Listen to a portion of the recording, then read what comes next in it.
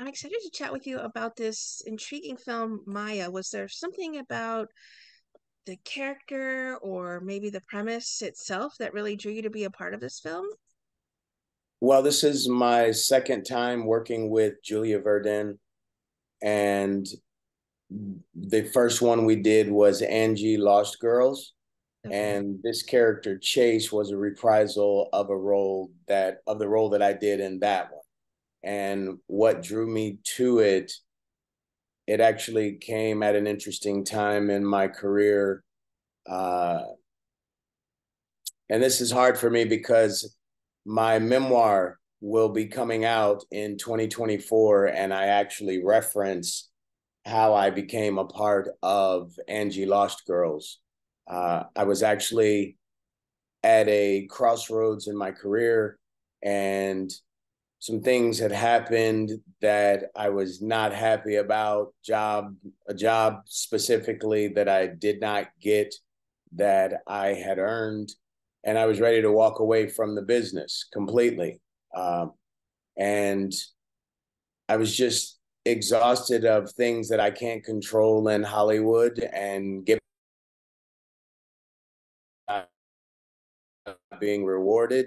And so I had to do some real soul searching, and I prayed about it. And I said, God, if I'm supposed to keep acting, then I need you to give me a sign that this is what I'm supposed to be doing, because I was truly ready to walk away from it all.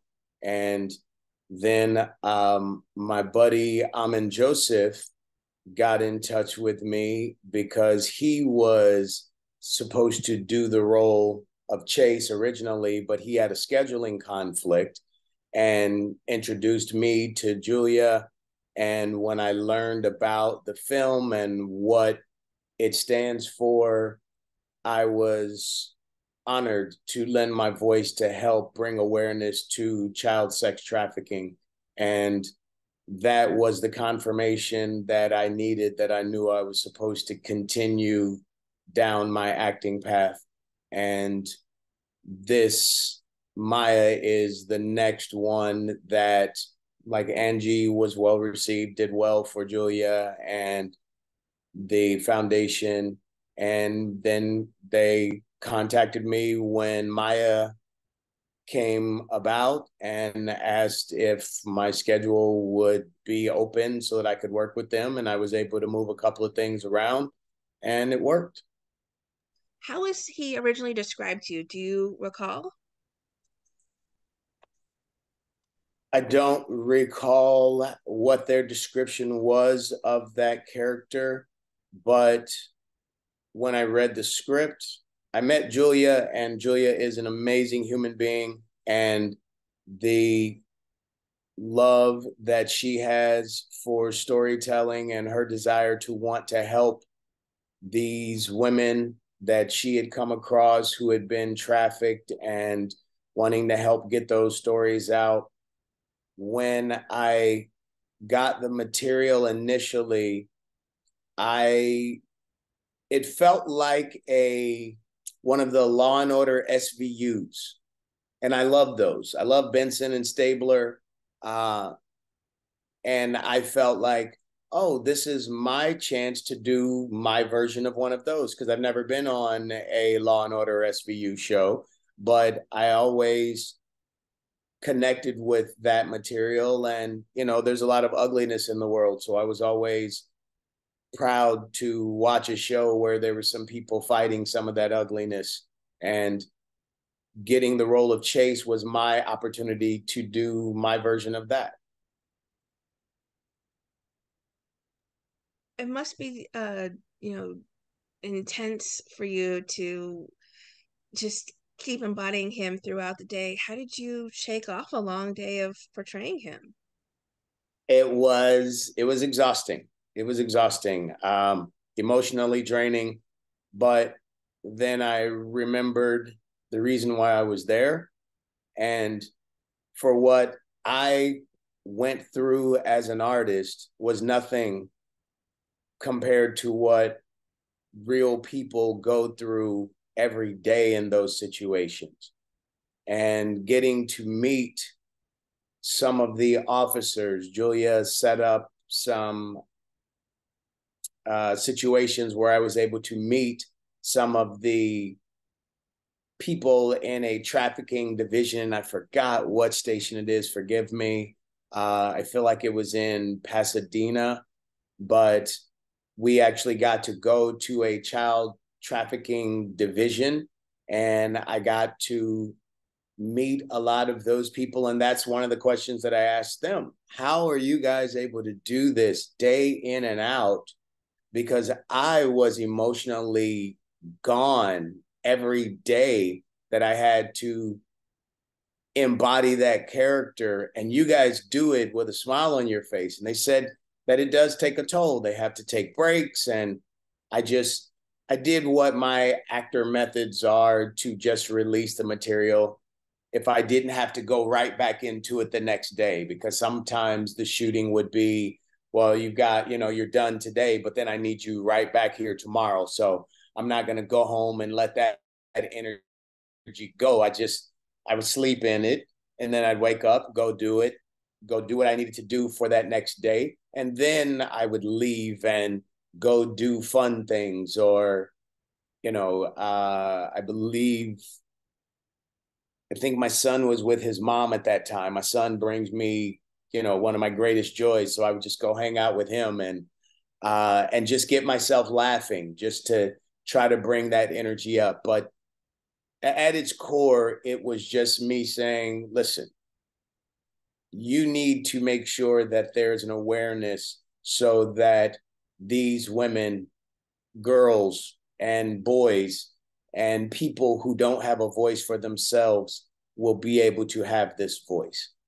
And that helped me to put it in perspective.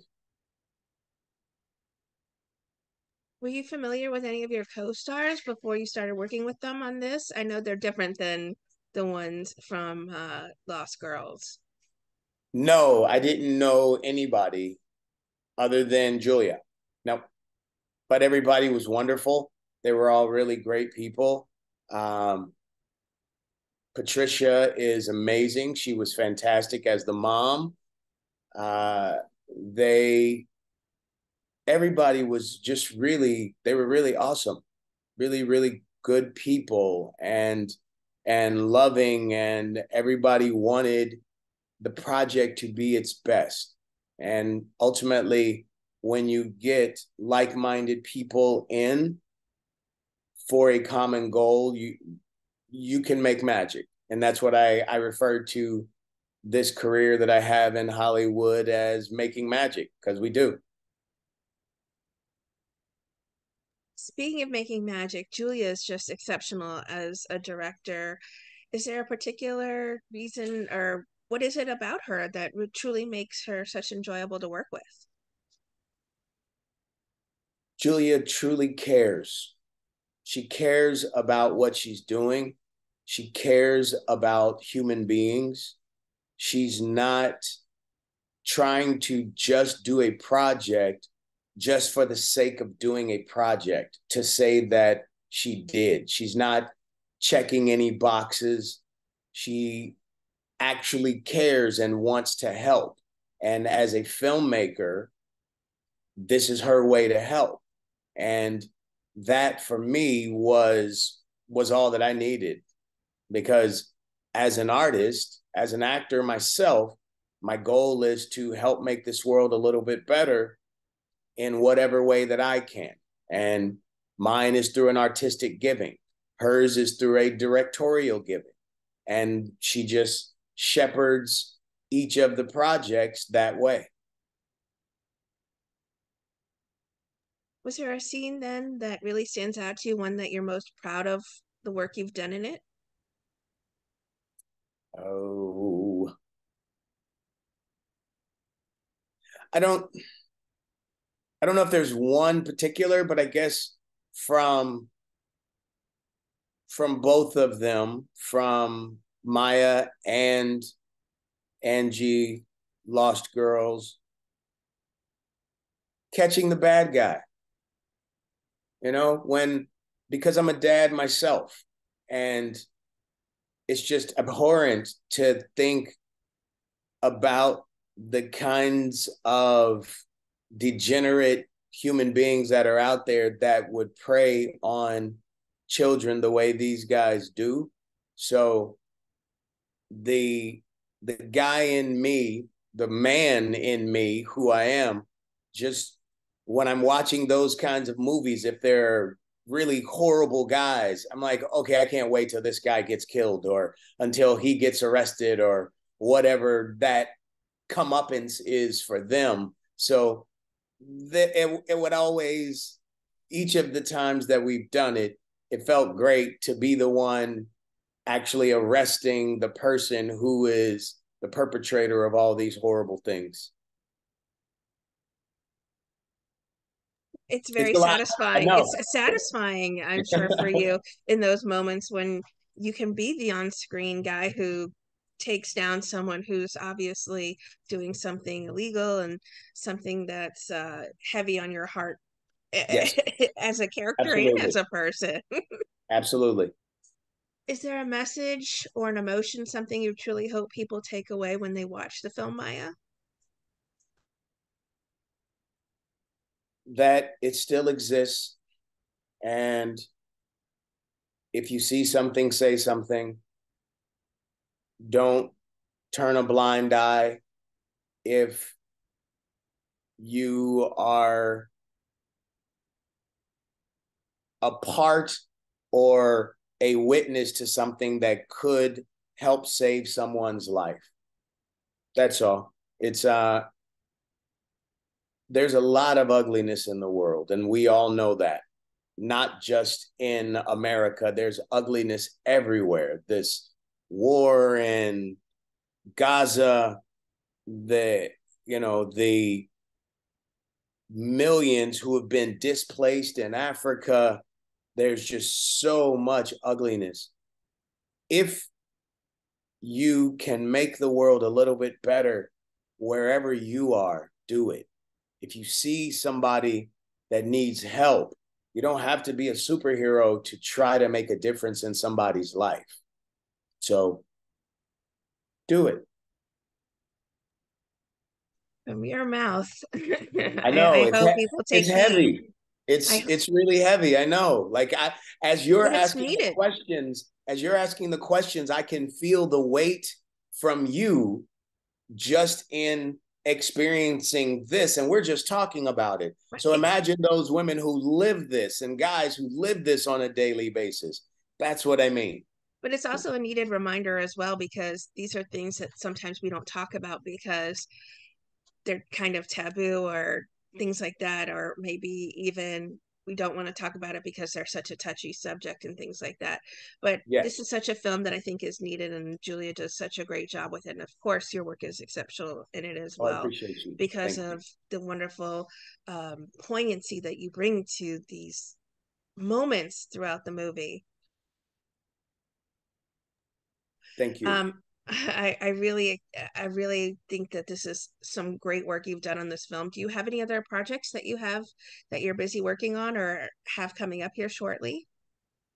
I do. Well, I know I'm on, and now that the strike is over, we can actually talk about these things because I've done a couple of interviews and I've not been able to talk about anything.